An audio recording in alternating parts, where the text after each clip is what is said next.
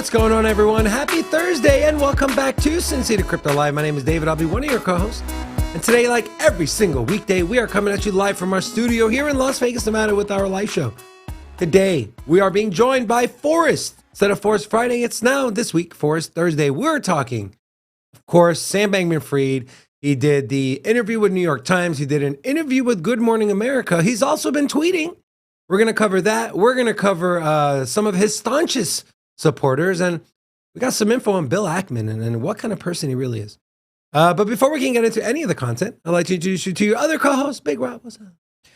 Hola! It's your boy, Big Rob, back in the house. Welcome to Sin City Crypto. If it's your first time checking us out, we're an entertainment-focused cryptocurrency channel where we take the old, the boring, the stale information and package it up in a fun and sexy way. Bitcoin is under 17,000. Are we destined for new bottoms? Or is the cryptocurrency ecosystem collapsing? I think not. David, how you feeling today, bro? Wow. I don't know. I'm having mixed emotions. Oh yeah. I thought the New York Times guy, I think he kind of redeemed himself a little bit on the interview with Sam. Still a cookie cutter, bro. It was he pushed back on him, and we'll go over that. And George Stephanopoulos on Good Morning America, he kind of cornered Sam. I don't know if you guys seen that today or not, but we're going to cover that as well. But I don't want to ruin it. We'll go over that. And then we're going to bring Forrest on. We're going to get his opinion as well. Look over some charts, some Bitcoin. Oh, damn. Jeremy Cyper with a 50 piece. He said, hola from Texas. What's up, Jeremy? Hey, man, we appreciate the support. Thank you so much, my friend.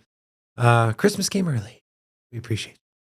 Also, if you're new to our community and your first time here, please say hello. We'd love to sit back and watch Robin try to pronounce your name correctly and welcome you to our community. It's always a fun time. So, Bitcoin's kind of chopping sideways. We got next FOMC meeting on December 14th, well, the 13th and 14th, but we're going to cover it on the 14th. We're doing an extremely special, all about FOMC, all about charts. We're bringing on Gareth Soloway. We're bringing on Magic Internet Money. It's going to be an amazing show. Mark that on your calendars, guys. December 14th, 9:30 a.m. Pacific Standard Time. You do not want to miss that show. So, Robin. What's up? Yes. There is. It sounded like he had something good to say. I did. I was preparing myself. I'm like, let's get right in, bro. Let's get right in. Let's look at. Well, I do want to. I got a couple people to give a shout out to here. If you're new in the chat, you're new here to Sin City Crypto, say hello so we can drop an whole lot right back at you. And so a little love here. We got Damian, Michael, Wilson, North. He says hola from Portugal. My boy right here. Hola! É o meu amigo, a minha família da Faro, da Algarve, parte do Sul. I just want to say hello. How you doing? Okay. And then we also got Anthony Barbacoa. I know he's been here before. And we got Amore Yada, Crypto, Young Chi, and Mitch Shaw. Mitch Shaw said he has booked his trip to Vegas. He will be here in 1 year. Okay. We will have you here in studio, hang out with us. You can see how the magic happens. As long as you're not a weirdo. Yeah. And then you can also see what kind of gym shorts David wears when he's not on camera. Not wearing gym shorts. Also, stop. Crypto 420 just became a hodler. So, guys, if you're not familiar, we do have a channel membership program. It helps support the channel, helps pay our bills here. And so Crypto 420 upgraded to the level 2, the hodler. So we appreciate you, my friend. Thank you so much. So I want to jump right into his Good Morning America. So George Stephanopoulos is, in my opinion, every interview I've seen, he's not afraid to answer tough questions. He's not afraid to push back. And if you don't give him an answer, he'll corner you. And so that's exactly what he did with Mr. Bankman-Fried, or Bankman-Fried, as people like to say. So this was on Good Morning America this morning, and I'm going to show a clip. So he had asked about, let's just take a look. I am no cryptocurrency expert. I'm no finance expert, Yep. but I don't think you answered my question. I was asking, Yep. did you know that FTX deposits were used to pay off Alameda creditors? I don't know of FTX deposits being used to pay off Alameda creditors. Are you, which creditors are you referring to? Carolyn Ellison said that you all knew Which that creditors these are you funds were referring to? were put into Alameda. They were the funds owned by your depositors. So I can't speak for who knew what. You know, a lot of the customers on FTX did have, borrows either, in dollars or Bitcoin or euros. But as you know, the FTX terms of service tell the people who signed up, none of the digital assets in your account are the property of or shall be or may be loaned to FTX trading. But you're saying that happened. My understanding is a few things happen. The first is there is a margin trading facility on FTX by which users can lend out funds, by which other users borrow funds. And so there are explicit cases where there is, margin extended, where there is borrow lending. If Alameda is borrowing the money that belongs to FTX depositors, that's a bright red line, isn't it? There are a lot of cases where that's actually explicitly part of the programs and that are happening. Not here. Here it says that the digital assets may not be loaned to FTX trading. They can't be loaned out. Can't be loaned.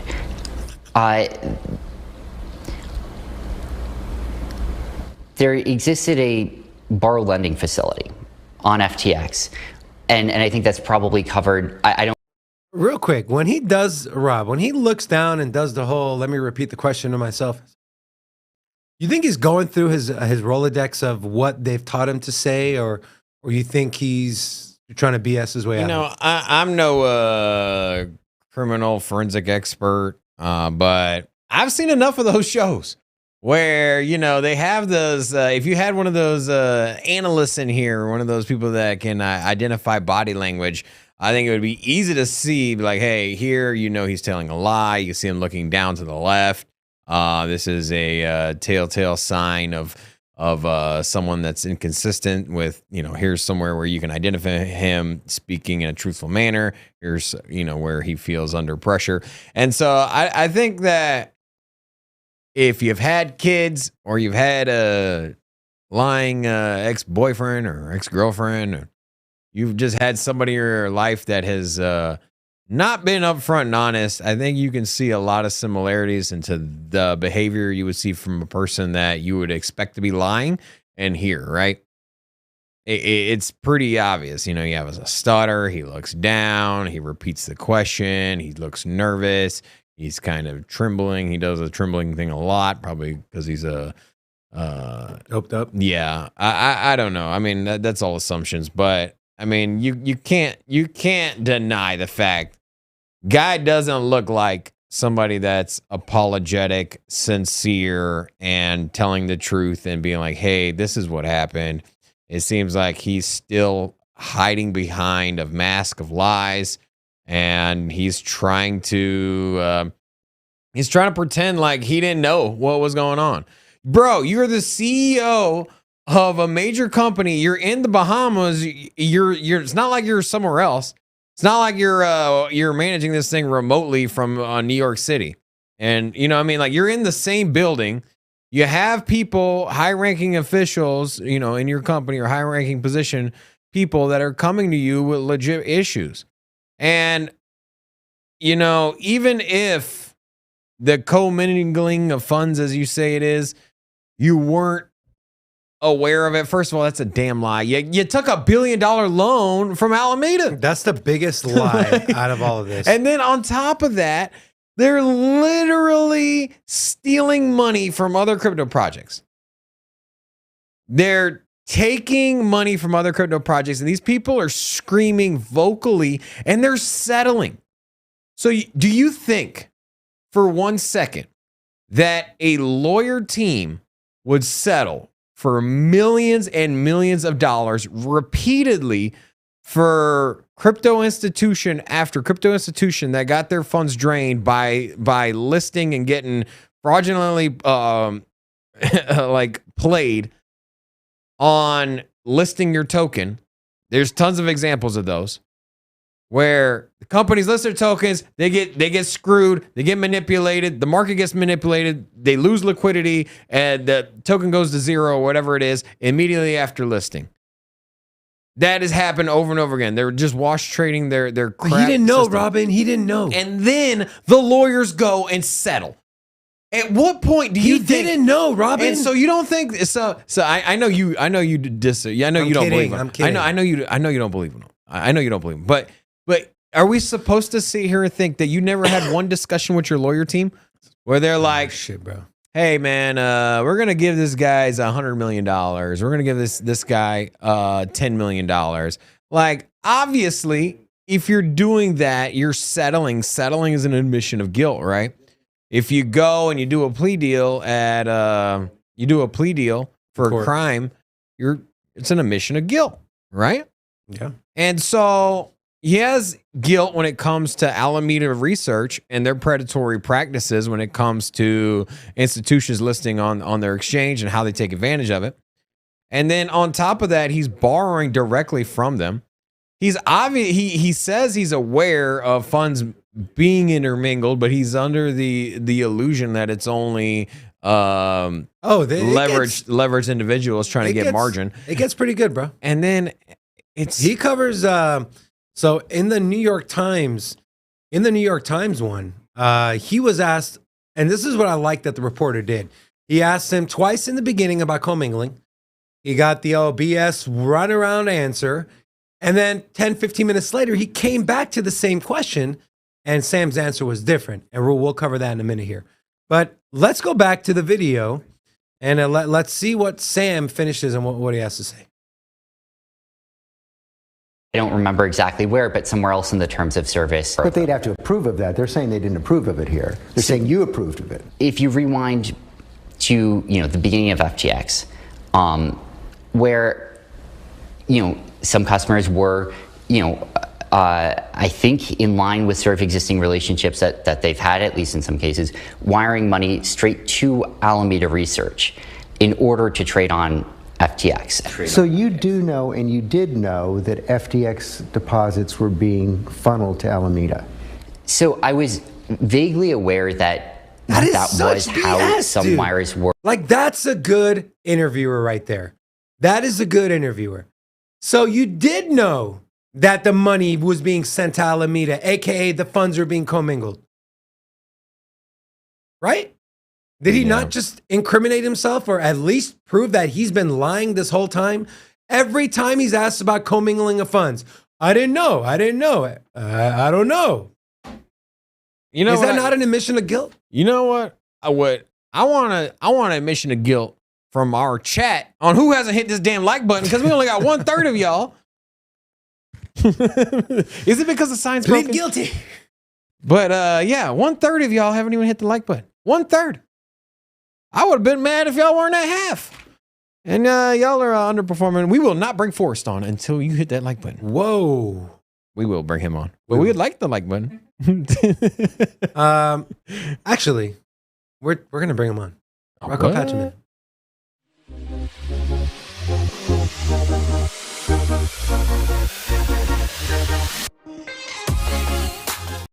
Forrest.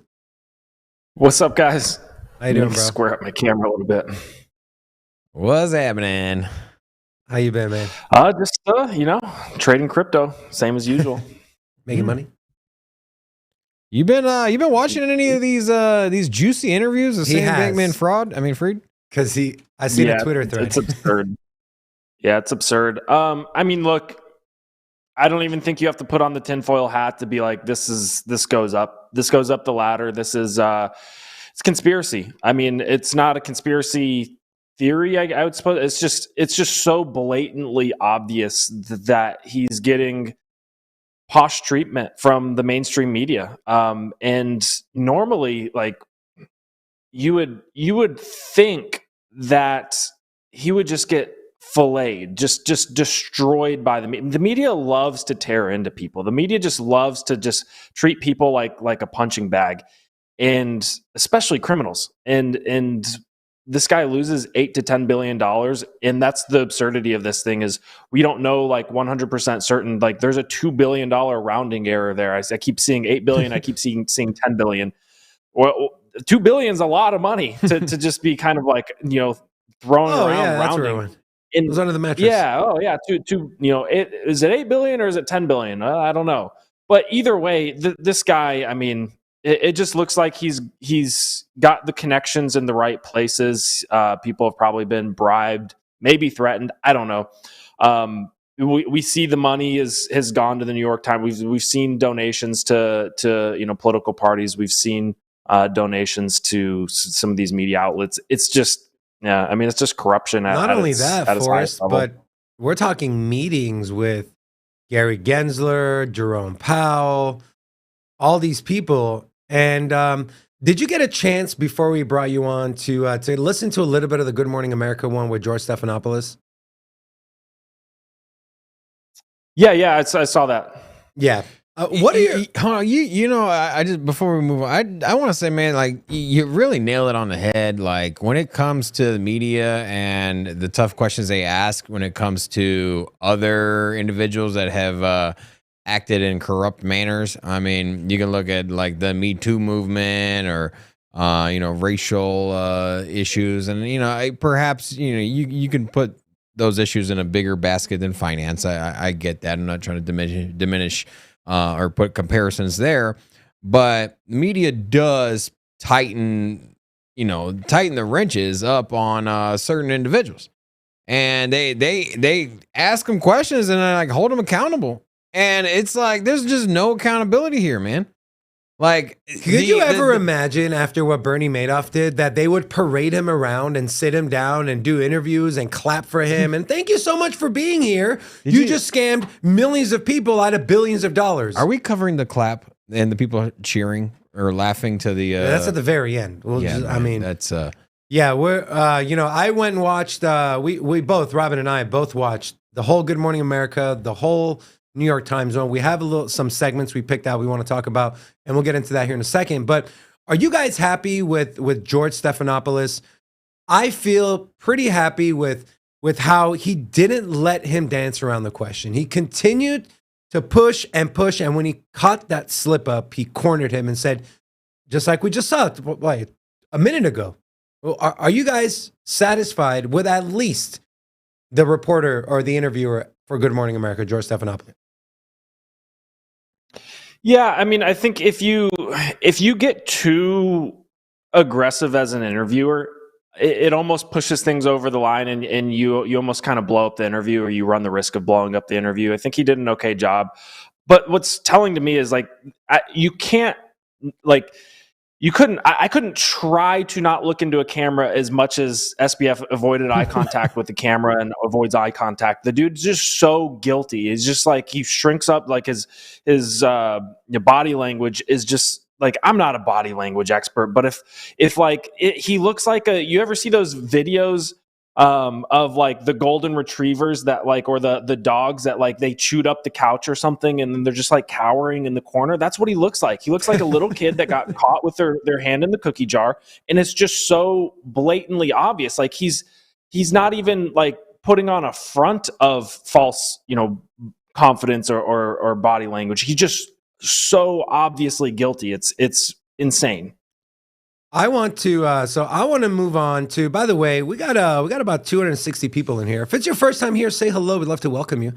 Also, if you're not sure who this man, the third man in the middle is, this is Forrest from Crypto Stackers. If you're not subscribed to his YouTube channel, please go do so. Also follow him on Twitter.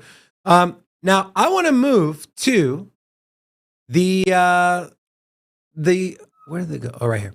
The New York Times interview, okay? So I have a few segments I have time-stamped out here. So the first one we're going to look at talks about the FTX.US platform.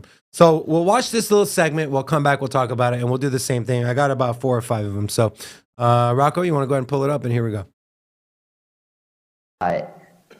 Just to make a distinction here, you look at the US platform, you look at the international platform. The US platform is a US regulated platform with American users. To my knowledge, that's fully solvent. That's fully funded. And I believe that withdrawals could be opened up today, and everyone could be made whole from that. That none of these problems plagued the U.S. platform. Okay. He believes FTX US to be completely solvent now and that withdrawals could open. So then why did you file him for bankruptcy, right? Well, FTX.US hasn't filed for bankruptcy yet. Just the parent company. I believe FTX.US is part of the bankruptcy. I could be wrong. Rocco, will you check on that? I'm pretty sure it was every single company that Sam had filed for Chapter 11. No, they'd have to file, each company would have to file individually. Do you know off the top of your head, Forrest? I don't, but I mean, we'll find out. Look, at the end of the day, I don't trust a word that this guy says. And whenever somebody leads with, to my knowledge, that's providing themselves with an out just in case it's not true. So, if it comes out that FTX US is not solvent, he can be like, well, I said to my knowledge. And then also this seems like it's almost like he's trying to sequester the fraud or the allegations of fraud outside of U.S. jurisdiction. Like, oh, nothing affected FTX US. It didn't affect FTX US. U.S. regulators and police or whatever should not be going after me. And this is the FTX international issue, which I would, again, I'm not a lawyer, but I would imagine you don't want the U.S. going after you. And that's what it seems like he's trying to divert away from. What are your thoughts, Robin? If it's not in bankruptcy and it's solvent, then why are withdrawals halted? Well, supposedly he was also, and it wasn't said in this interview, but he was saying that he's not the CEO, so he didn't halt it. He stepped down as the CEO, and they halted withdrawals after he had left. And so, I mean, is that timeline exactly how I mentioned it? I don't know, but this dude, yeah, like what you were saying. I want to bring up kind of an interesting. Here's one person. You could say like, hey, you know what, dude's under immense stress, and he's being asked extremely difficult questions, and so that's why he's answering the questions that way, right? That would be one logical way of going about it. But what is more stressful than here? I'm gonna pull this up here. What is more stressful than a congressional hearing where you're asked questions in front of Congress? When you look at the number of people who are underranked or unbanked, both in the United States and globally, well, you can argue this is scripted, right? A system that does not work for everyone. And this is a product of the intermediation involved. It's a product of how the larger institutions have evolved. And it's a product of payments infrastructure that is difficult and clunky obviously, enough to use. You're on the biggest stage, arguably in the world in front of Congress, here in the United States, and, in front of hundreds of people with cameras running, obviously live. And you're also amongst your peers as well. So it's got to be extremely stressful, but has no similarities on his posture, his demeanor, on how he's answering questions, his as you mentioned, like, and just looks like he's lying, right? And here he's confident and put together, and I just go back to, I think the dude was just riding high on his high horse. He was on top of the world. He had billions of dollars. Wait, riding high, is that pun intended, or? Yeah, and he was he's on top of the world. He felt indestructible, man. He was conning people. He was making money. He was getting away with it. And he was screwing people over. And, at the top, through a bull market, he was like, yeah, look how much money we're making. We got Brady on our side. And then you're like, yo, I got FTX. And then the bear market comes and you watch institution crumble. And you're like, yeah, I was still here. Indestructible. Not even a bear market could take me down. He was just cocky, man. And now it all came crashing down, and he's obviously has to atone for it in some way. Maybe he sees jail time, maybe he doesn't, but at least he gets called out for it. And his image and his position that he had of hey, I made it. That's all That's all gone I now. don't know. We're seeing the likes of Alex Mashinsky make his way back around the social media. So I want to move forward in the interview. This is where he's asked about the Alameda loans from FTX and referring to their terms of service. And so here we go. That was owed but I think the bigger question is where Alameda got the loan from, which is to say that there is a view that this is about commingling of funds. Right. And in that letter that I just read you, this gentleman actually copy and pasted the terms of service for FTX into the email. And I just want to read you this. It says, none of the digital assets in your account are the property of or shall or may be loaned to FTX Trading. FTX Trading does not represent or treat digital assets in users' accounts as belonging to FTX Trading. So how is it possible that Alameda had this loan of such a large size? So there is that piece from the terms of service, but there were a number of other parts of the terms of service and a number of other parts of the platform. What do you mean, but? Well, there was that point where it says, we said legally that we wouldn't take the money that you deposit. Well, there's that part, but then there's also this part. Go back to the video. It's not done yet. Go back to the video. See, he's not done. He's not done. The gift that keeps on giving. There is the borrow lending facility where users were lending billions of dollars of assets to each other, collateralized by assets on the exchange. You had obviously futures contracts where there are leveraged positions on. Now, of course, all of this, it's meant to be the case that these are positions where FTX could, if it needed to, margin call those positions and close them down in time such that it would cover all of those, all those shorts, all those liabilities. Obviously, that wasn't the case here, and that's a massive failure of oversight of risk management and of diffusion of responsibility from myself running FTX. Dude, the guy. Okay, so you guys remember the Caroline Ellison interview, the little weird one with the two dudes, and she's kind of sitting in the middle, and she's like, "We didn't really do risk management," and now he's saying, "We didn't." That's what she sounded like. I'm sorry. That was priceless. Thank you. I'm sorry, dude. I mean, it was a goat. Like this whole narrative of oversight. I didn't do my job. I didn't oversee. Is there any doubt in your mind, Forrest, that this guy, knowing what we know and the kind of person he is, didn't know what the hell was happening with Alameda, with the funds? I mean, for God's sakes, anyone on Twitter could find it, and they did. The thing that says all the money that's being wired is being sent to Alameda Research. Yeah. I mean, so this is an important lesson in you got liquidity, market cap, and fully diluted market cap. And what he's saying was that my understanding of what happened is they got a bunch of customer deposits. They sent all of those customer deposits, or a lot of those customer deposits, over to Alameda, and then they traded with those or invested with those. Meanwhile, they said all customer deposits are still collateralized or backed 1-to-1. The problem is their collateral. Their collateral was FTX token, Serum tokens, a bunch of illiquid tokens. So if you go on CoinGecko or CoinMarketCap, you'll see market cap and then fully diluted valuation.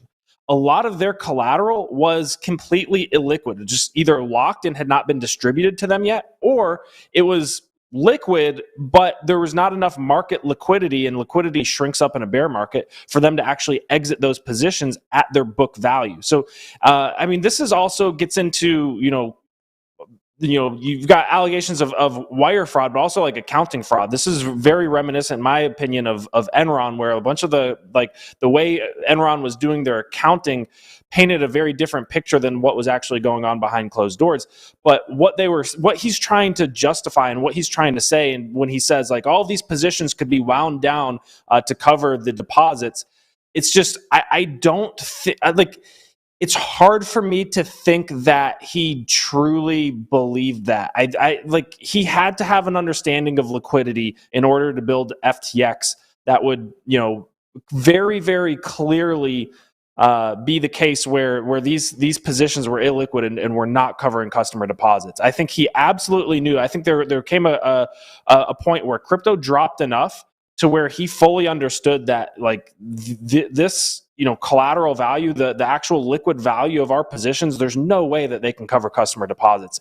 And if he didn't understand that, then that is gross negligence. But I would more side on the side that it was more predatory behavior. Forrest, is gross negligence, is that like a strong enough case to make in court if he's in front of a judge? Like, and I know we're not lawyers here, we're not judges, right? But should it be, if I sit up there and say, sorry, I was stupid, I lost the money, like, should he be letting off the hook? Like, should it be like, okay, he made a mistake? You have people like Kevin O'Leary, Bill Ackman, and we'll get into those a-holes here in a second. But is that a good defense to have? Like, what do you think he should have done or he should do? Or what do you think should happen? Yeah, I mean, I think that's his best bet, is to use his defense and just say it was negligence. But I mean, ultimately, like, if you're sending the money over, like I find it hard to believe that wire fraud wasn't committed. When you're sitting and commingling funds and sending customer deposits over to Alameda. And I've even seen things that report that the deposits were onboarded, like customer deposits were actually onboarded through Alameda directly, cutting out FTX completely. I don't know if you saw that as well with this whole which is absolute insanity. And like that's not only an oversight by FTX and Alameda, but the bank. I don't know if it was it Genesis or DCG that was doing that, or I'm forgetting the name of the bank. No, was it Silvergate? I don't know. No. Silvergate. Yeah, that's right. Well, another, one of these institutions that's been in the news around this.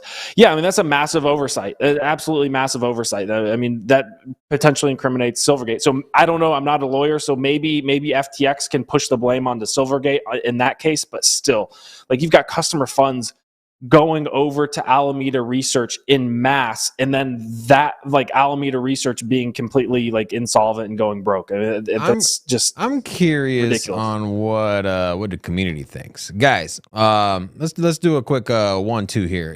If you think Sam is full of BS, you think he is not being honest, put a 1 in the chat. You think he knows exactly what he's doing, he's just lying through his teeth, put a 1 in the chat. If you think he's just negligent and stupid and doesn't realize, and he's a puppet master, or he's a puppet, and he was just going along for the ride, just spending money, and didn't realize what was happening, put a 2 in the chat. I'm curious to see if anybody puts 2s, but all right, I want to move on. So this next part of his interview, he was asked about commingling of funds. Okay, so hear what the man has to say. The Sam man. But just make this very straight. Was there commingling of funds? That's what it appears like. It appears like there's been a genuine Listen to his answer here, of guys. funds that are of FTX customers that were not supposed to be commingled with your separate firm. I didn't knowingly commingle funds. And again, one piece of this, you have the margin trading. You have, customers borrowing from each other. I didn't knowingly commingle funds, okay? So he was asked, did you commingle funds? I did not knowingly commingle funds. He was asked the same question again about 6 minutes later, and here was his answer. Give me a second to sift through this, okay? 1653. Well, what I want to know is, like, so we go through, we have reporters asking questions. You can make the case, like, is this are they asking the right questions? Are they being hard on them? Oh, where are the regulators on this, man? At least, like, make a public statement, or at least come out, and be like, hey, we're investigating fraud and allegations. CFTC chair Rostin Benham, he did speak in front of Congress, and we have that article for you as well. But I want to go back to what he says 6 minutes later when asked the same question about commingling, okay? When did the commingling of assets begin? So, and again, lots of traders had open margin positions on FTX where they would have borrows of assets, where they would be short some asset against, against other assets as collateral. That being said, again, looking through this now, I think that position size for Alameda got substantially larger over the course of. So this time, he doesn't flat out deny it or say he didn't know. So is that an admission of guilt in your eyes? Well, he also on the other interview for Good Morning America said that the funds that were being commingled were ones that for margin trading, or that you were putting up for collateral or whatever it was. So outside of the custodial aspect of, hey, I just got my crypto on an exchange, or you're either locking it up for staking, you're doing some kind of reward program or some kind of leverage trading in some sort or fashion. He had mentioned all those words, and I think that's what he was trying to point to. Which, and I know that has got to fall so drastically short of the whole of missing funds, because I know we've said somewhere between 2 and 8 billion, right? 8 to 10. Whatever it is, man. It's no way was there that much money locked up. Obviously, funds that are gone were funds that were just people that had their trading cash on there. They just bought some Bitcoin, didn't take it off an exchange. That's what's gone, and he's trying to dodge the question. He knew. Forrest, what are your thoughts on how he answered the question the first time versus how he kind of answered it the second time? Well, I mean, first of all, kudos to the interviewer for being like, did commingling occur? And then following that up with, when did the commingling occur? Yep. Just assuming that, he had already admitted to it and actually pressuring him with a tough question. Is it an admission of guilt? I don't know. He essentially kind of went into, kind of dodged the question a little bit and was like, there were some short positions here and this position got a little bit bigger. And what he's kind of saying there is that funds were kind of treated like a Ponzi, like funds were kind of moved around in a shell game, used as collateral over here, used to plug a hole over here, moved around. And really, I mean, he's not really committing to anything that I think is like a hard admission of guilt in this, particular clip. I think he's just kind of like dodging the question and talking about like specifics, but like vague specifics of, this position, it's just like not answering the question directly at all. Yeah. Which is what he's really good at doing. We did get a resounding amount of ones in the chat. So a lot of people think he is lying. There are some twos, though. We got a summer painting Demon's Eye and Isaiah. They think he might be something behind this. He might be well, a lot of some truth. And I've brought up this idea that I feel like he is his parents are kind of making the decisions behind the scenes. I've said this weeks ago. 2-3 weeks ago. As small of a percentage it is, I do think it is in the realm of possibility that he is telling the truth. As small as it may be, there is some, and I think like his lies, there are truths to them, and obviously, it's a big company. Lots of truths and lies. You know what you know how it is when you tell a half truth. That's a very common thing. The liars are good at that. This guy even agreed to have an interview. I mean, that's crazy. Yeah. He keeps saying the lawyers are saying no. I think they're telling him to do this stuff, man. I really think they're telling him to do it and making him seem like, look, I'm not trying to hide from it. These other guys, Alex Mashinsky, Do Kwon, those guys ran away. They stayed silent. I'm owning up to my mistake. I made a mistake. I don't have anything to hide from because I'm not a criminal. I think that's what's going on. Because I mean, what do you think, Forrest? Do you agree with me, or do you think I'm kind of crazy? Yeah, I agree with you. I'm of this conspiracy mind here, and like I think that is the most likely explanation for all of this. I think people are being paid off. He's getting good treatment by the media. He hasn't been arrested by the Bahamian officials. He hasn't been arrested by the U.S. The CFTC chair, I don't know his name. It was like tweeted out or said something along. I don't think he tweeted it, but I saw it in a tweet. Said, "Oh, this just looks like a liquidity crisis. This, made no allegations or insinuations that SBF was guilty of fraud or anything like that. It just." to me, the most likely scenario is the one that is, would suggest that this goes higher up. There's ties to political elite. There's, his parents are pulling strings. He's being kind of directed about what to do. Yes, I'm full. I hesitate to even say tinfoil hat here because I just think it's obvious. Like, I think it's, at this point, I think it is just the most likely scenario, and it's the base case that, like, this goes above just SBF and a couple of other young kids had an amazing run of crypto and were able to make a lot of money, billions of dollars, and then it all blew up in a bear market and they just got over leveraged. No, I think that is unlikely to be the case. I think it's more likely that this goes higher up, and there's just too many relationships. And if you follow the money, right, it's like political donations, meetings with Gary Gensler. It's just when you stack every little individual piece of evidence up and you examine it and try to examine it objectively, it just seems like there's more people involved here than just SBF. And he may not even be the ringleader or the mastermind behind this. You reference other people being involved.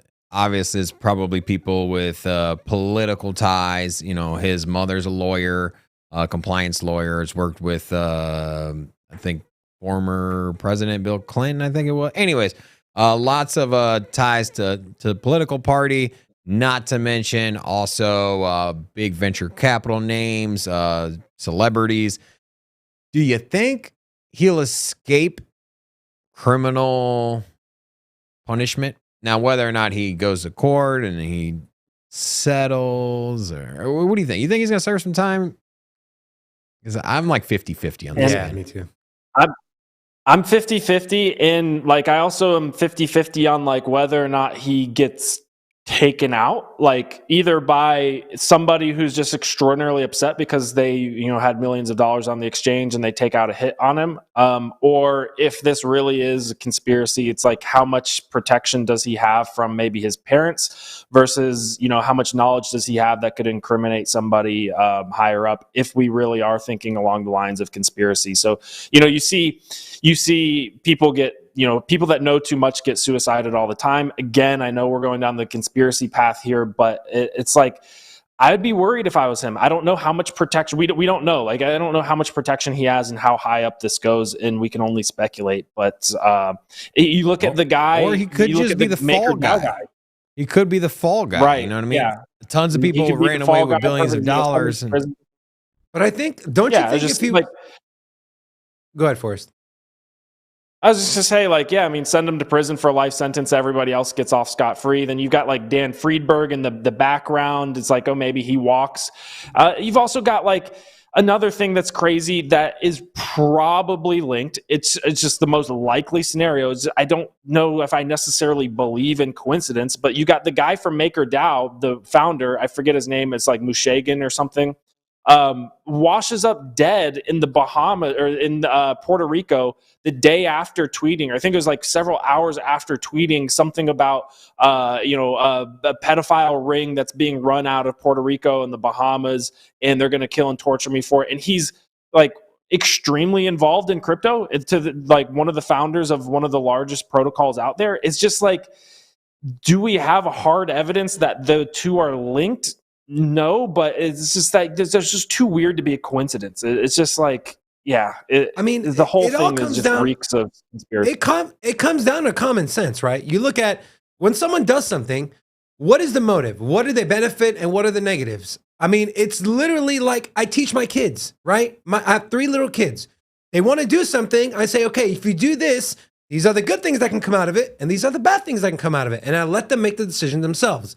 So we don't have to be detectives. We don't have to be lawyers or judges. It's like common sense. This happened, and then now all of a sudden, all this is happening. You have the crypto billionaires that are showing up dead in Russia, which of course has nothing to do with this, but it's like it's common sense. And growing up, I had a friend whose dad was was a detective, and I remember he used to always say, "We're trained to not believe in coincidence." So. Is everything just a coincidence? Like, I don't buy. And so I want to go back to the interview And we're going to get into Bill Ackman. We're going to get into Kevin O'Leary here in a few minutes. But I want to get back to the interview. This was interesting. He said he was nervous, Sam said. And the reporter asked, well, what are you nervous about? And here's his response. We started calling prospective, sources of financing because I was nervous about what was going to happen there. If you rewind even a few days, I was a little bit nervous, but not on nearly the same scale. And I was thinking about, risks that were substantially less. When you say you were nervous, you were nervous the company was going to go under, or you were nervous you were going to get caught? This is why he was nervous right here. About? On November 6th or before then? Either. So I think before then, what I was nervous about was that basically, and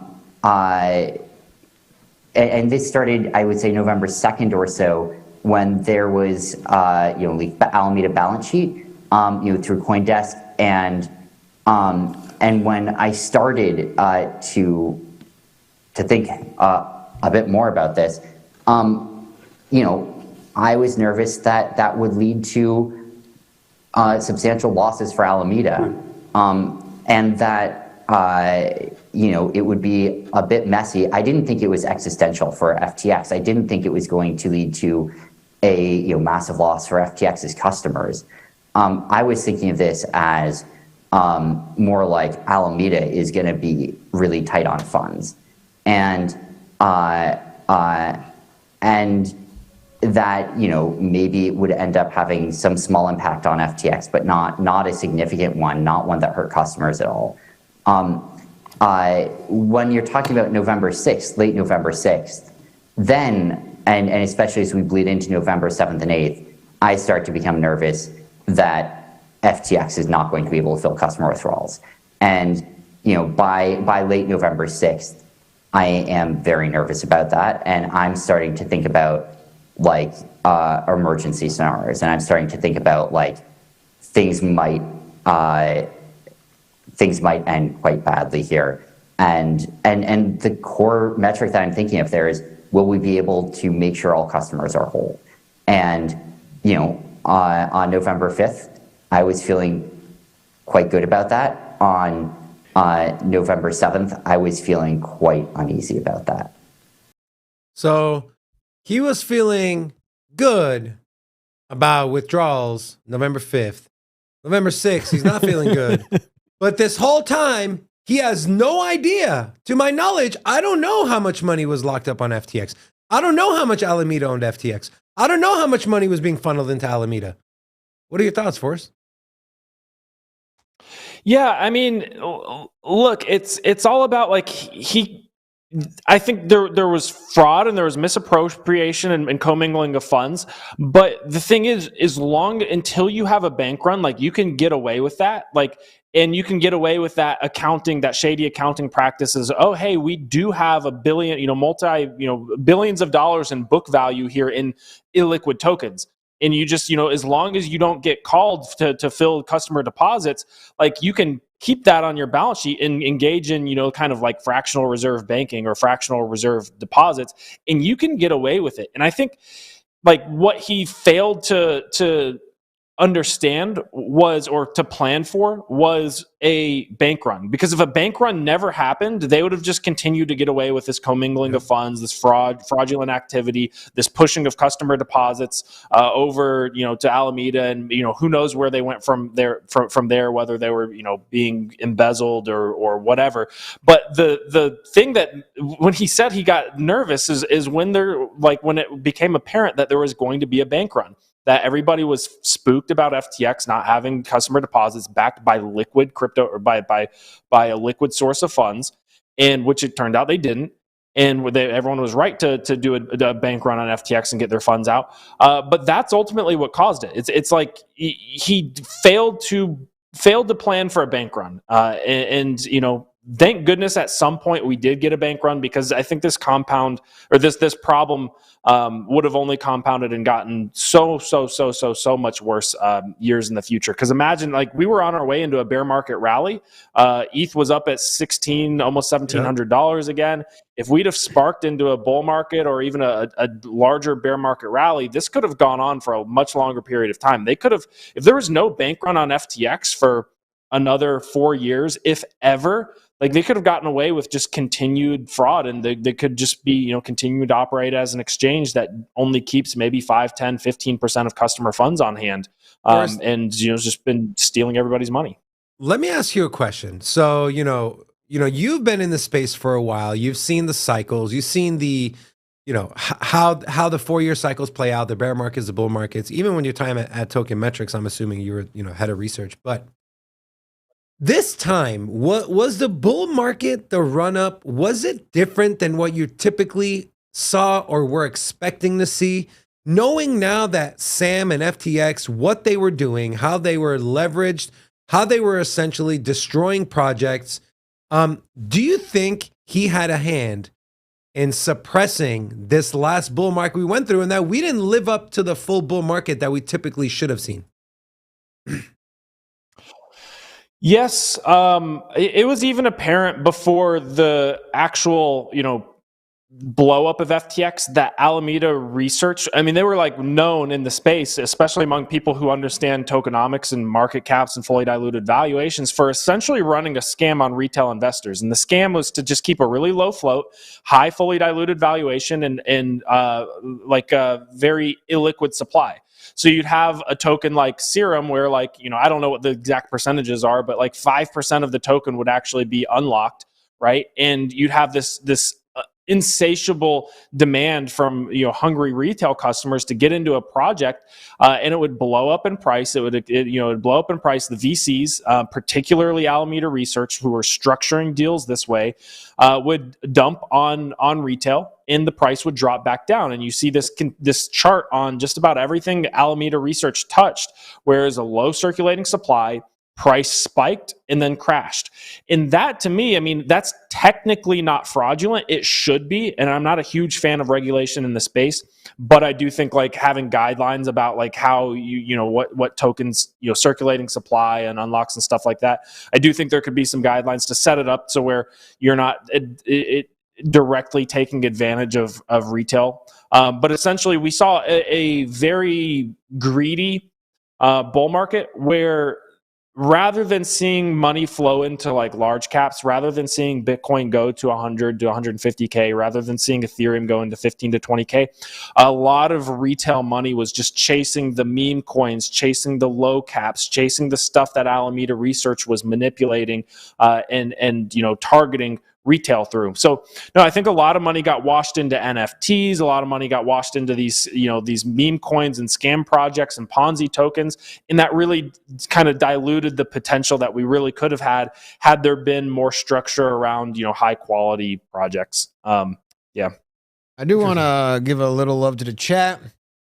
Over 450 people here. See if we can get over 500. We're going to open up the club today because our new club limit is 350. So, stay tuned for that a little later. But we only got 100 likes, man. What's going on? 400 viewers, 100 likes. Let's hit the like button. I do got a couple new people, so just going to give a couple shout outs real quick. We got Brendan, iProg, Tim B, Travelin' 1, Mio 1, Vincente, Denny, Mitch Shaw. He became a hodler. So thanks for joining the hodler club there, Mitch Shaw. We also got Gregor H, Rakovac, and we got Merlot, Mario D, Chevy Silver Raider, who is also a Raiders fan. So he gave a little shout out for the club there. And then we also got Mark P and Mark H, Zero Skill, KR, and then Saki A1, JTzo. He said he's back. He hasn't checked the show out in a while. And then we got Jithel and Bryceology. So, hola! Welcome. Say hello so we can drop a hola back at you guys. Oh, I saw Tweety Pie. Mm-hmm. All right. I have one more segment of this interview I want to show. Then we're going to get into O'Leary, Ackman, and then all the fun stuff. Also, we are going to show you some charts today. Yeah. We have the chart master here with us. We haven't gone over one chart. But this is why Forrest is one of my favorite analysts, is because he can sit there and do charts all day. He can also sit here and have conversations like this as well. So big shout out to you, Forrest. By the way, guys, if you don't know who this man is, go follow him on YouTube. Go subscribe to his YouTube channel. The link is in the description. Also, follow him on Twitter, 0xstacker. All right. We also got one more person from Portugal. You know, we got a lot of Portuguese people in here. Hola. So no, Portuguese no Portuguese. também. Okay. All right. So Art, back to the interview. This next part, he was asked, how concerned are you with criminal liability? You know, wherever else is most appropriate. How concerned are you about criminal liability at this point? So I don't think that, I mean, obviously I don't personally think that I have, but I think the real answer is that's not, it sounds weird to say, but I think the real answer is that's not what I'm focusing on.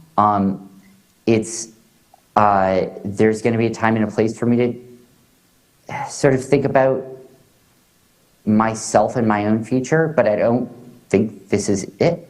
Like, right now, I mean, look, I've had a bad month. So then what are you, okay, real quick, before you see that, I know what's coming. I know what's coming. But before I move on, if you're not focused on your criminal charges and you have zero weight or pull in any decision that's made within FTX, right? There's a new CEO, you're out, bro. You cannot do anything. So what are you, like, that's what doesn't make sense. You're not worried about your own criminal liability. You can't worry about FTX because you can't do anything because you've been ousted. So what are you worried about? Right? Yeah. Yeah. I mean, then the reaction. Yeah, we'll get to that in a second. Go ahead, Forrest.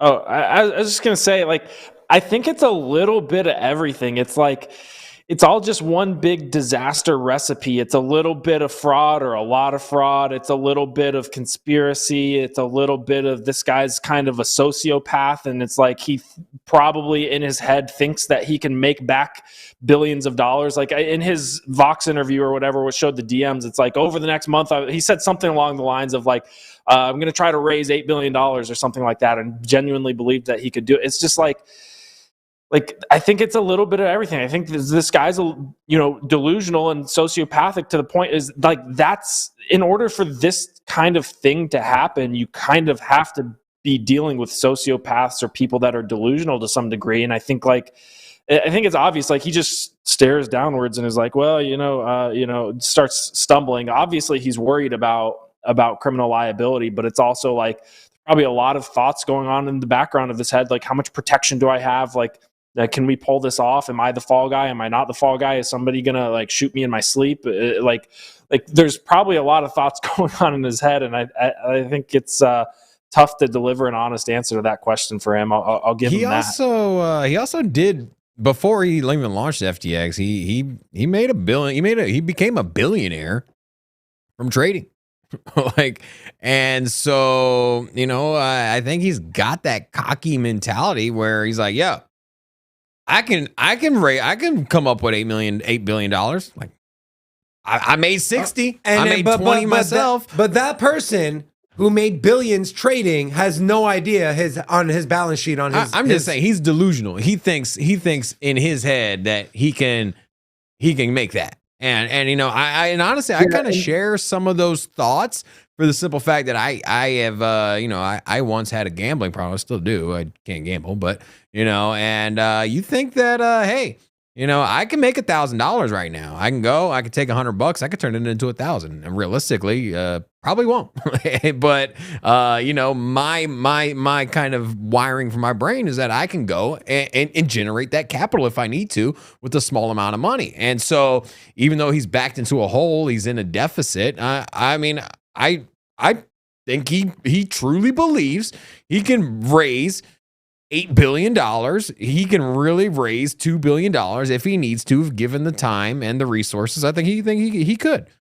And, I think that's just his mentality, being that he's made so much money in the past. And I think he dwells on that. So.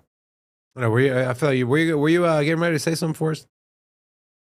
Yeah, it's like, yeah, he made a lot of this money, but like the other thing is like, there's fraud that you can prove and then fraud that you can't prove. Like we need testimonies from other people that were involved. But like a lot of his trading, like a lot of the money that he made was through these low flow, low circulating supply, essential scams that were run through Alameda. But then the other part of like what they were trading, and they had eyes behind the scenes on everything that was happening. They knew, like, they were immune to liquidations on FTX. Like they didn't have to play by the same rules when they were trading on FTX. They had like God mode built in where they could go in and change funds around and basically steal funds and move funds around. But then they also knew where everyone's liquidation points were. They could go in and see the most profitable traders, and then they could manipulate the price down. And we saw this. Can we prove it beyond a shadow of a doubt? No, but you can go in and just see periods of time where like every exchange looked normal, and then the open interest for shorts on FTX was just like super elevated for a super long period of time, and you could tell that like manipulation was, in hindsight it becomes super obvious that manipulation was happening, and they were hunting liquidations and stops and trying to push traders around and manipulate the market in their favor. So it's like, yeah, I do believe that he can, he's probably at one point was a good and profitable trader, but the system for so long has just been rigged in his favor, where he's had these advantages that the rest of the market doesn't have. That's all. You hit the nail on the head, buddy. Now I want to go back to the video because Robin, he was getting ready to spoil it, but look at, this irks me, man. This irks me to the core.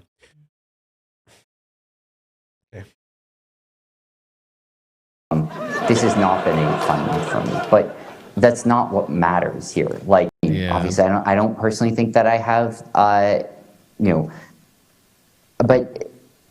I think this has not been a fun month. You said I've had a bad month.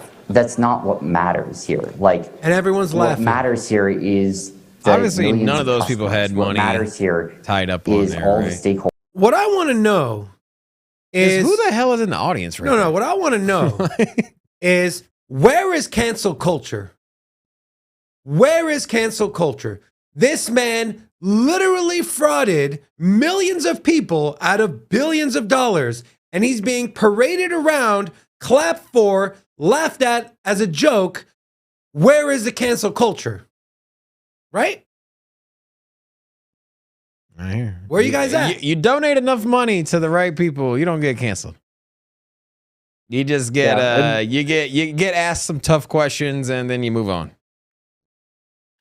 I doubt that the people in that crowd, you said they don't have money on FTX. I doubt they even have crypto or understand crypto. I think this, or even a basic understanding of what possibly could have been going on behind the scenes, and their knowledge on this issue and knowledge on FTX is sequestered to what they've been told from Sam Bankman-Fried in this interview. Like, they're just having to take it at face value because they do not understand the intricacies of this. And then at the very end of this interview, the guy goes, "Thank you so much for your time," and everyone fucking clapped. Everyone clapped. Can you imagine a scenario where one of the biggest, you call it a con, call it a heist, whatever you want to call it, of people's money of $8 to $10 billion, for people to clap and say thank you for coming? It's for those people that were clapping and laughing, like, go watch the video. Was it New Genesis, right? Yeah. Go watch the video on New Genesis, a crypto company that was building a spent 10 years building a project. I think it's 8 9 years, either way, close 10 years, round it up, and to watch it all, and as soon as they bring it to market, they just get destroyed, and all of their money is stolen, and hundreds of people that spent their put years, their life savings, their everything, and all that was gone, man. And you know what I mean? Like, God, you like listen to those stories, man. And I guess at the end of the day, you could say it might, it's just an allegation, but I mean, it's not. And you watch those, and it's heartbreaking, man. And I'm just like, man, you guys got over here giggling, man. Look, Eddie, the part yes, where where is there. Oh, it's real. doesn't look real. It seems like edited. Even the people laughing. The people laughing. It doesn't look. Seems like real. a sitcom, right? Yeah. What were we gonna say, Forrest? I was gonna say, you asked where cancel culture went. It's all focused on Elon Musk and trying to cancel free speech. It's like this dude's trying to open up Twitter, and you don't have to be like, is Elon Musk a perfect human being? Should people worship him? I know he gets worshipped by the cult of Tesla and the cult of Elon Musk and SpaceX or whatever. I don't worship the guy, but the dude's done more for free speech in the last month than anybody has in the last century, and like he's out there trying. People are trying to cancel him. It's like, I just don't. Dude's made his number one priority removing child pornography from Twitter, and he gets people are going after him and trying to cancel him. It's just like it's sickening. Like, dude, like we don't. Here's what I don't understand. This is a little off topic here, but. Like, why do I have to 100% agree with you to like you or to listen to you? If I don't like what you have to say, Forrest, I'll stop bringing you on the show. I'll stop following you on Twitter. I won't listen to your podcast. Whoa. No, I'm just giving an example. Just giving an Forrest, example. I like your opinion, man. I'm just saying, dude, like, guys, I'm sure our community watching, some of them don't like my takes. Some of them don't like Robin's takes. Some of them love Forrest's takes. But guys, we're still a community. We can talk to each other without saying, oh no, get this guy off the platform. Fire Robin from the show, which I've thought about before. But here's the point. In all seriousness, though, exactly what Forrest said is right.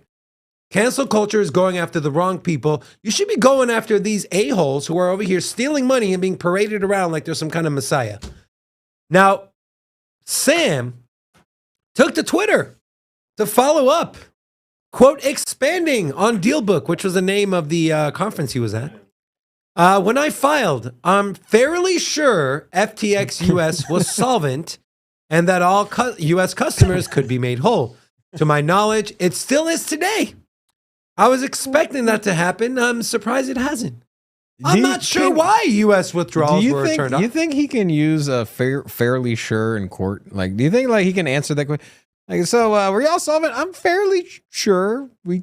That's you see that with everything, bro. To the best of my knowledge, as far as I can remember, I don't remember. Oh my God, I blacked out. Fairly sure I blacked out. I didn't black out when I was leverage trading customers' money and making billions of dollars and downing projects. I didn't black out then.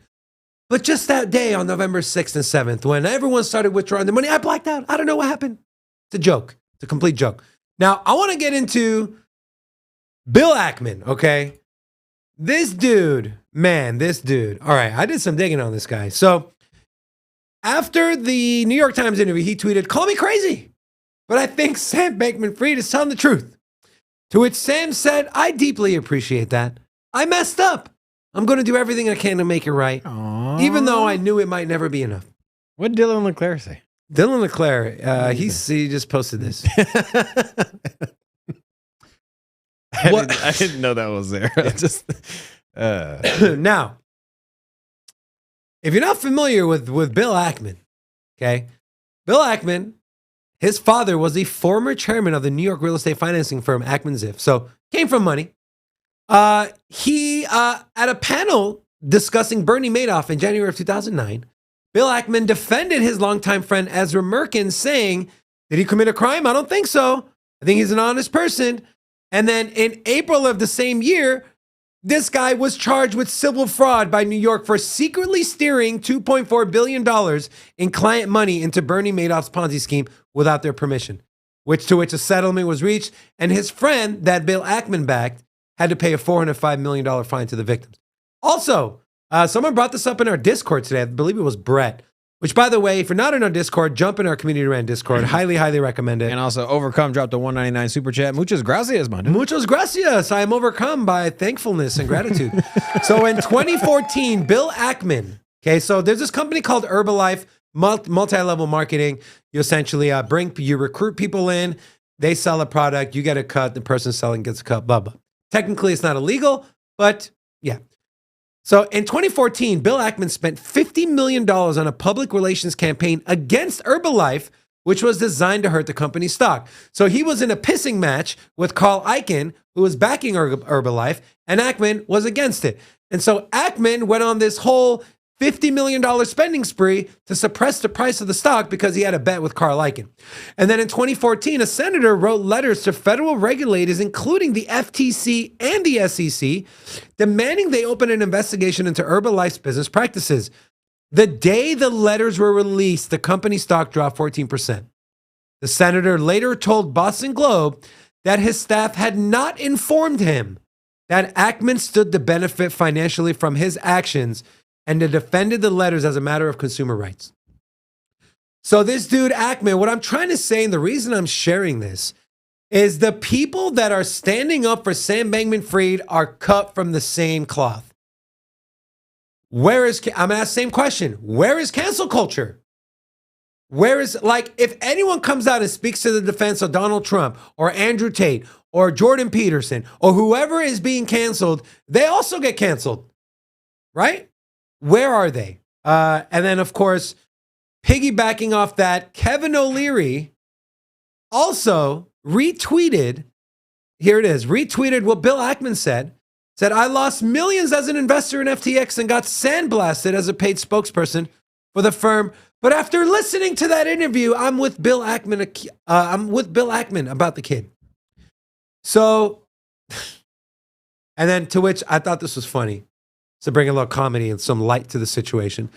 Shibatoshi Nakamoto, which you're not sure, that's Billy Marcus, co-founder of Dogecoin, said, Kevin, I'm starting a crypto exchange called Trust Me, Bro. Can you invest $5 million for 20%? But I might accidentally lose the money buying a mansion or something, but otherwise it's totally safe.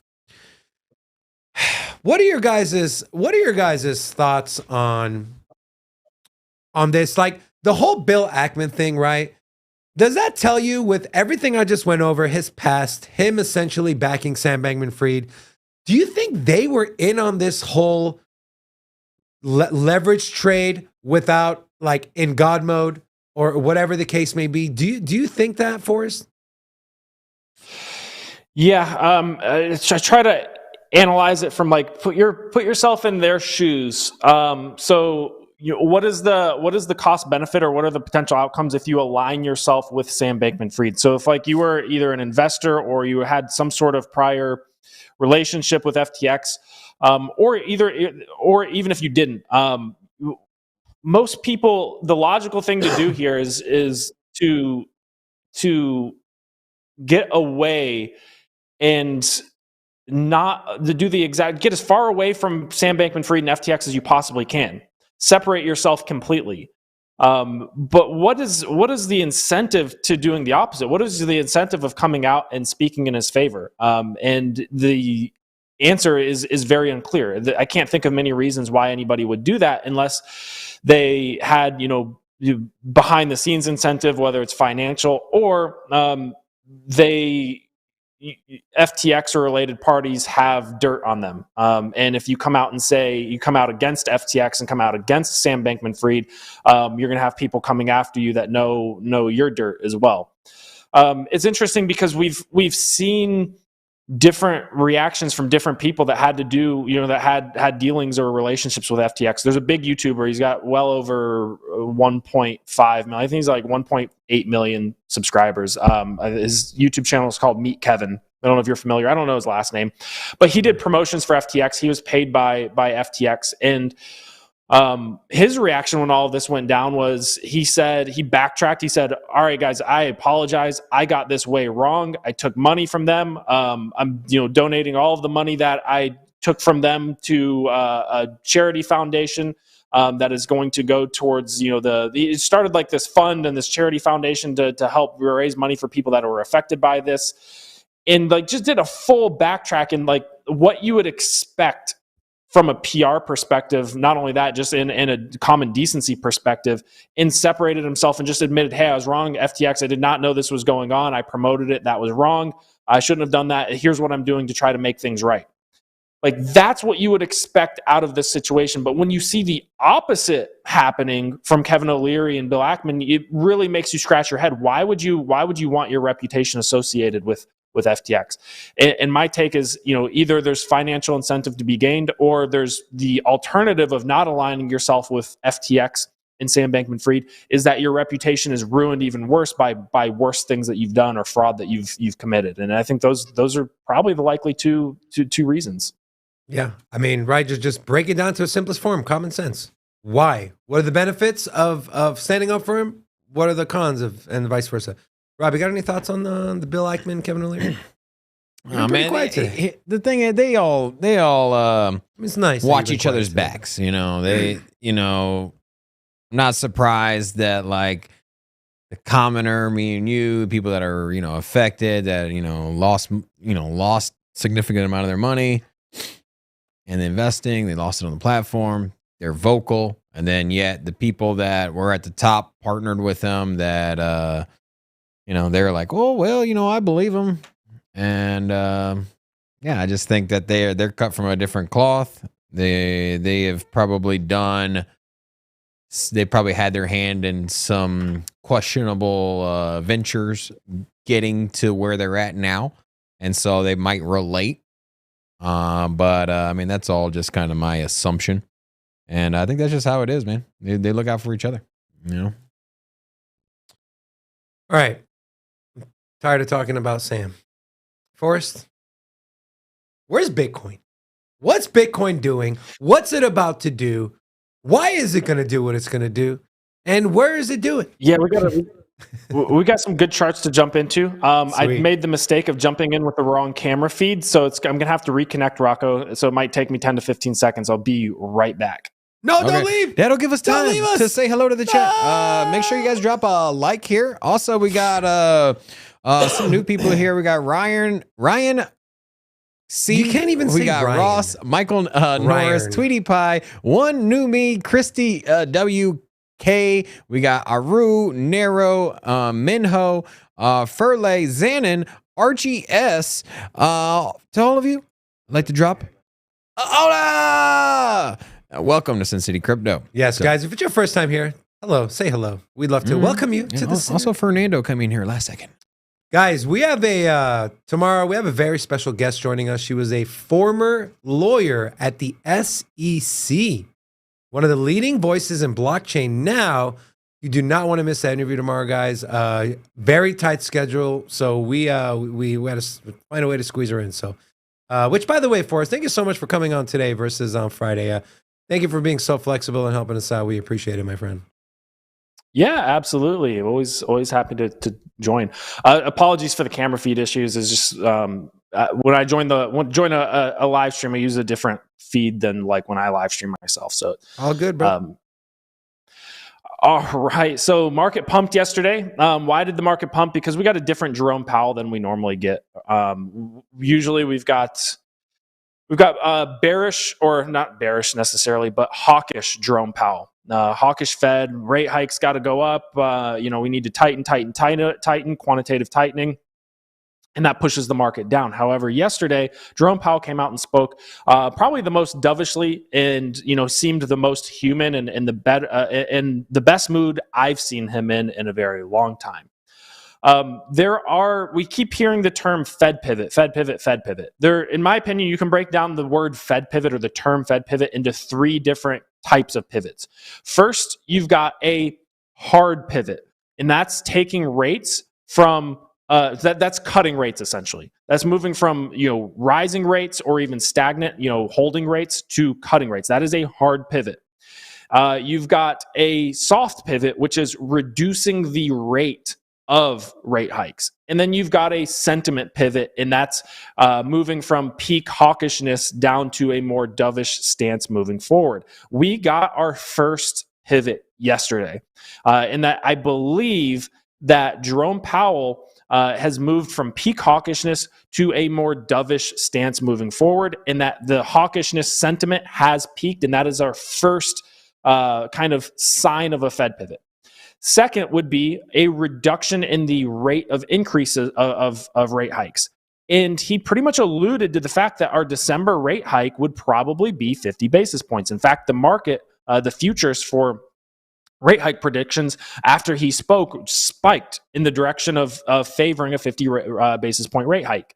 And then the hard pivot, right? The hard pivot of actually reducing rates. And that's the one that everybody's worried about. I don't know if you've seen the chart. I don't have it in front of me of, in the 6 to 9 months after a Fed rate hike or a Fed pivot, the market crashes and bottoms out, and most of the downside happens.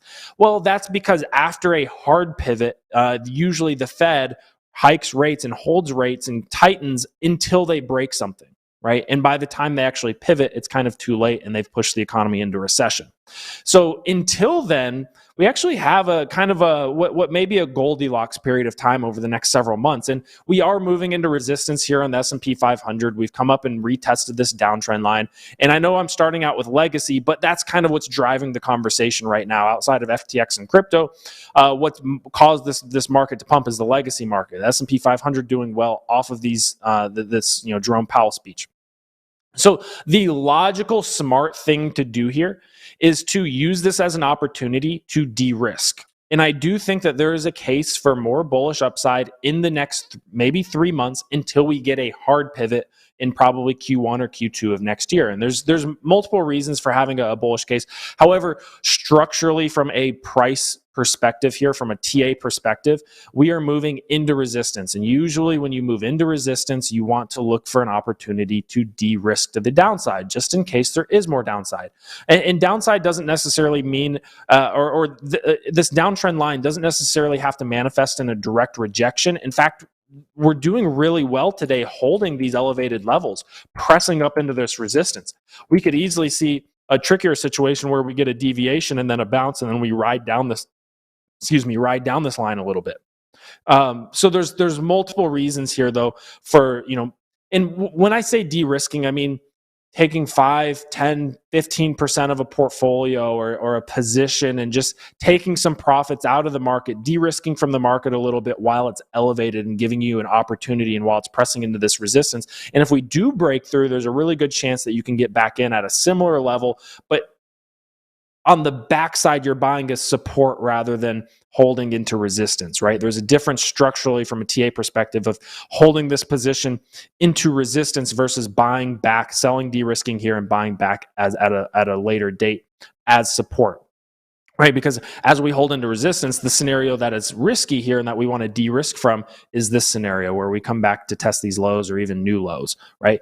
And to be honest, that's not my base case. I think the base case for me is more sideways chop, or maybe a little bit more bullish upside as we move into this favorable time of the year. And I know, getting too bullish is risky here, especially as we move into this resistance. I wouldn't be surprised if we get somewhat of a pullback. Right.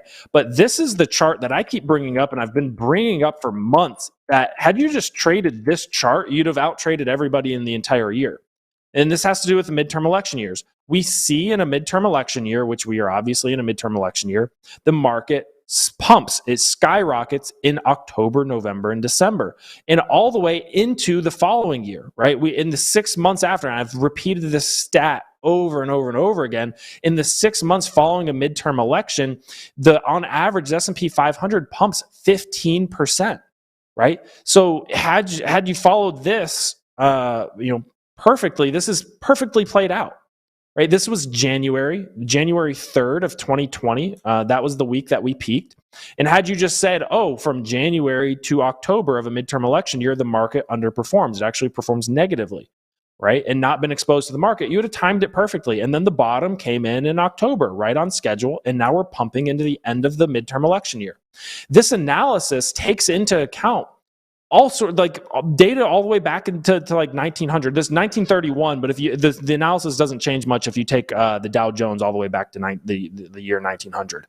This takes into account recessions, market crashes, depressions, periods of quantitative tightening, periods of quantitative easing, right? This analysis takes into account wars, bad events, 9/11, 2008, 2007 financial crisis, and it's played out thus far. So I do think that there's a chance that we, over the next 6 months, we actually see, probably the next 3 months, we actually see this Goldilocks period of where the Fed is kind of softening up a little bit, but they haven't gotten to the point where anything's necessarily broken quite yet. And then once something breaks and we go into recession, the Fed will have to do a more hard pivot and start cutting rates and go into quantitative easing. And that's where you get that laggard effect of, hey, the market bottoms out afterwards. So that's kind of the basis for kind of understanding, what's happening in the legacy market right now, which does affect crypto. Now, Bitcoin has come back up to the top of its range here of our margin pressure levels. We're just isolating for leverage trading behavior in the market. And we're saying, hey, those shorts are incentivized to come back in at about 17.2K. And that's the resistance that we held for Bitcoin. My base case for Bitcoin is sideways chop, either recovering this range, staying within this margin pressure level range, or potentially recovering in a more bullish scenario, recovering the range where we saw all of this volume occur over the, like, you got to understand, we were in this range, like Bitcoin was priced in this range for roughly 150 days with a small deviation, a short period of time deviating above this range. Most of the price action has been in this range. Yep, go ahead. Real quick, there's a lot of new people in here. Can you just explain real quick what margin pressure levels are and how you use them to essentially help you make better entry and exit points? Yeah, absolutely. So what we're doing at this indicator, we can just drag it to a local high. And that's a logical place where traders in the market, leverage traders in the market, are going to want to identify as resistance, right, to hide their liquidation points. And what this does is this calculates the levels of leverage that you can enter a trade with while maintaining a liquidation point above this level. And what we see is, because the market is so, even in a bear market, the market is so leveraged that these manifest as support and resistance levels all the time. So logically, we can sit here and say, oh, well, as a trader, traders are going to want to hide their liquidation points on shorts above around 32K, right? This big ledge here, this big last level of resistance, right? Because if price comes all the way back up, well, there's a strong chance we'll catch resistance there, and these liquidations or these, the traders that are hiding their liquidation points up here aren't going to get liquidated because there's a lot of resistance. And what we see is that the incentive to short Bitcoin on, in this case, 2x leverage over here, diminishes greatly as price falls below roughly 16.2K. Because as price falls below 16.2K, you can no longer short Bitcoin and hide your liquidation point up here. As price falls below 16.2K, like it did a couple of times, you have to then risk keeping your liquidation point below this last structural local high, which increases the risk of the trade greatly, right? So what you see is people are less interested in shorting Bitcoin at these lower levels at 16, below 16.2K, because the risk reward has shifted. The risk goes up significantly at these levels. And we see, that these levels end up holding multiple times. We see, the 3x and the 4x change, and we can just kind of drag these around to local highs and with the long levels, local lows, and find key resistance levels. And what you'll find is, we've just been bouncing between this 4x and this 5x short level. Right. And that's my base case. And then what we want to look for is a recovery of this level and support happening on this level. And then we can identify additional levels from our last local high, right? And we see that 18.9K was a big level, right? So if we come in here and we start making support on 16.8K, which so far so good, 16.8 to 17.2 is kind of our resistance zone. If we can hold this level, it makes it more likely that we'll come up and drift up and test 18.9K. And that's a big resistance level, and a level that we've seen prior hold as support. That's a level we'd want to consider de-risking at or shorting at if we're looking to trade the market. And the levels are somewhat similar on Ethereum. Here's the ETH chart. You can see I've got the long levels, which isolate for long leverage trading behavior in the market, and the shorts off of our last local high. And you get a really, really tight zone here that we've now recovered between 1260 and 1340. And we have confluence here, or the presence of both of these levels in a very tight range. That's what confluence means. That provides support at 1260 and resistance at 1340. So the base case right now for ETH is just trading this range. It looks like for now, as long as we hold this over the next couple of days, for now we've recovered this range where we saw a ton of volume occur. So I'm going to be shorting 1340, longing 1260, playing this range. And if we break out above 1340 and hold it as support, that's our long trigger to maybe trade up to maybe 1500. And if we drop back below and we can't hold 1260 and we hold it as resistance, that's my short trigger to indicate that maybe we're going lower down. So from a shorter term trading perspective, it's just trading the support and resistance levels And then, as far as, rotations go, I do want to show just a chart that I keep track of for purposes of, hey, we're in a bear market, but what's performing well in this bear market, right? We kind of covered the Bitcoin and Ethereum charts, but and S&P 500, but this is the kind of the last chart I want to show you guys, because there's some cryptocurrencies that I track in the market because I like their fundamentals. I want to see how are they holding up even when price goes down. Like, if the price of total cryptocurrency market cap, or the price of the majority of assets within the crypto space drops, but Chainlink, for example, or BNB or Polygon drops less, technically those assets are outperforming the rest of the market because they're holding up better, and vice versa. When the market pumps and goes up, what's pumping harder than the rest of the market? And I've identified some cryptocurrencies that I like from a fundamental perspective that have actually been outperforming the market since this June bottom, this June low. So in Bitcoin, we had our kind of our low happen in May and June, and we've now made a new low.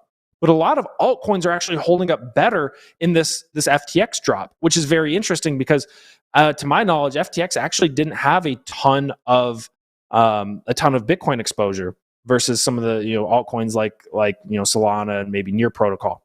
What's really interesting right now is the big risk that I see in the market for the crypto market is Bitcoin miner capitulation, where these Bitcoin mining businesses may go out of business or may become insolvent if it remains unprofitable for them to mine Bitcoin. But we look at ETH. ETH made its May, June, July low and has not come down to make a lower low like Bitcoin has. We look at other cryptocurrencies like Chainlink. Chainlink has held its low and held its kind of sideways support. Matic looking so much healthier than what it looked like back in June and July. And by targeting cryptocurrencies that we think that are going to outperform the rest of the market, like QNT, we can actually outperform the market or outperform Bitcoin or outperform the market as a whole within within a bear market.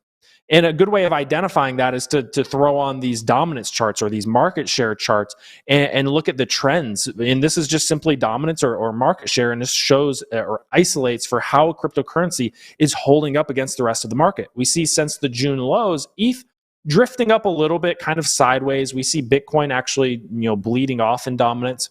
We see BNB performing extraordinarily well in a steady uptrend. We see Polygon absolutely crushing it in a sharp uptrend. We see Chainlink starting to drift upwards in an uptrend, which is not the case. If we were to throw on Solana is just getting crushed here, right? Near Protocol getting crushed. Quant, sharp uptrend, and we've gotten this correction back down to kind of our trend line. And then another interesting one, and the one that I'll kind of leave here, is Phantom was in a really nasty downtrend until the news came out that they have 30 years of runway, which is insane. And we see a big jump in dominance. I don't know if that'll be sustained, but there's certainly a potential for a narrative to develop around that. So even if you're in a bear market within crypto, there's still ways to outperform the market. And these are personally the cryptocurrencies that I'm looking at because they've got a track record of outperforming the market since kind of that June low. That's interesting. So Chainlink, Matic, and recently Phantom looks like they've kind of been outpacing what the rest of these coins are doing. And ETH, it's interesting. You said Bitcoin made a new low, but ETH hasn't. You think that's from the lack of miner sell pressure and the deflationary, right? I mean, less ETH being issued. Multiple factors. So with the merge, you have less sell pressure for Ethereum, but also it's part of it is, yes, ETH seems to be holding up better in this latest collapse, this latest drawdown, but it really underperformed really bad against Bitcoin and the rest of the market in its May, June, July summer low.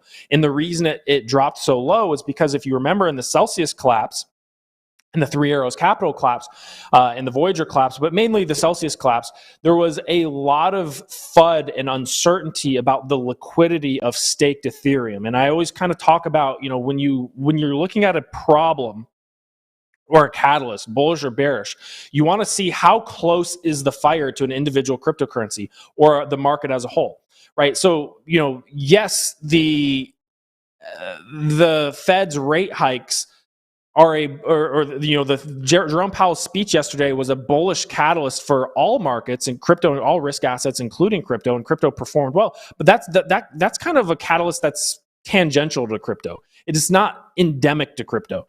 This FTX collapse was endemic to crypto, and it caused a bunch of a huge issue. Then you kind of zero into the Celsius collapse. The Celsius collapse, the fire to that negative catalyst was very, very intrinsic and embedded within Ethereum, because there was staked Ethereum.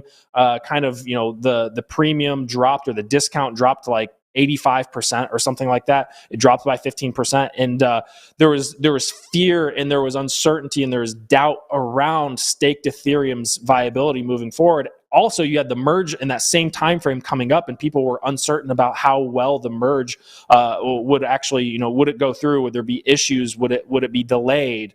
Right? There was a lot of like endemic fear and FUD ingrained within Ethereum, and we saw that reflected in a big panic sell-off that dropped us down to 880. And that's why I was very, of the mind that I think ETH has probably made a low here, because that problem was so embedded within Ethereum specifically. In order for us to go lower, we need another Ethereum-based problem. Or in order for us to have a high chance of going lower, we need an Ethereum-based problem. This FTX issue, yes, it's a crypto problem, but it's more of a Solana and Near protocol problem than it is an Ethereum or Bitcoin problem. That's why I think Ethereum's kind of held up better. That's a great point for us. And we know the reason you're saying that, we know that Alameda had their hands in heavily in Solana and Near protocol. So, Forrest, we want to thank you so much. We've kept you an hour and 50 minutes, which is a lot longer.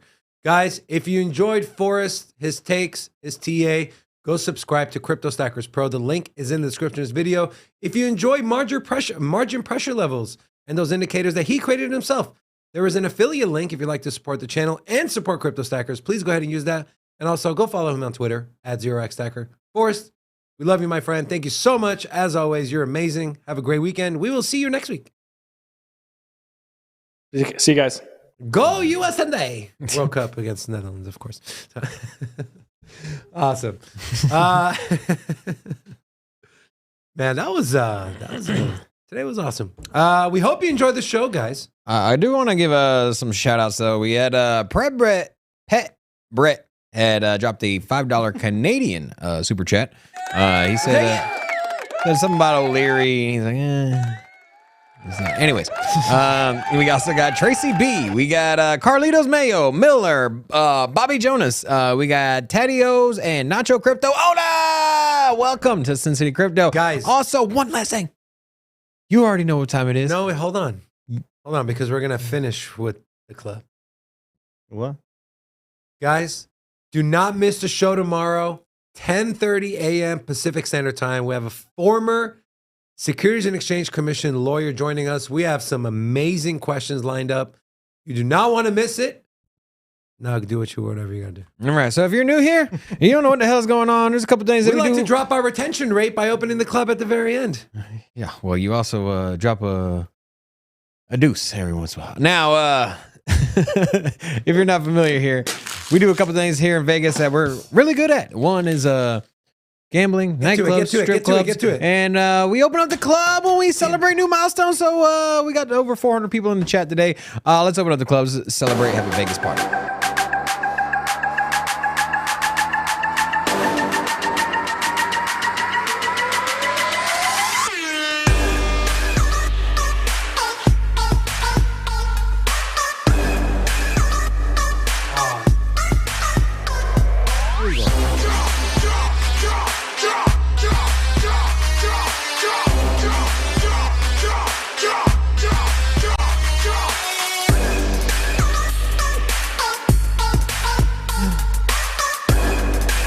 Wrap it up.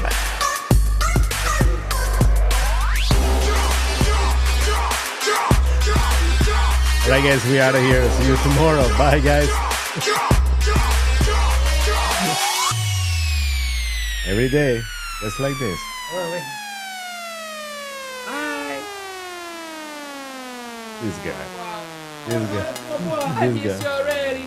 This guy. Muchas gracias.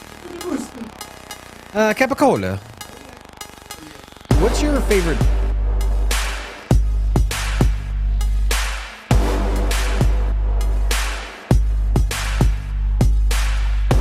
Are you a capicola, pastrami, or a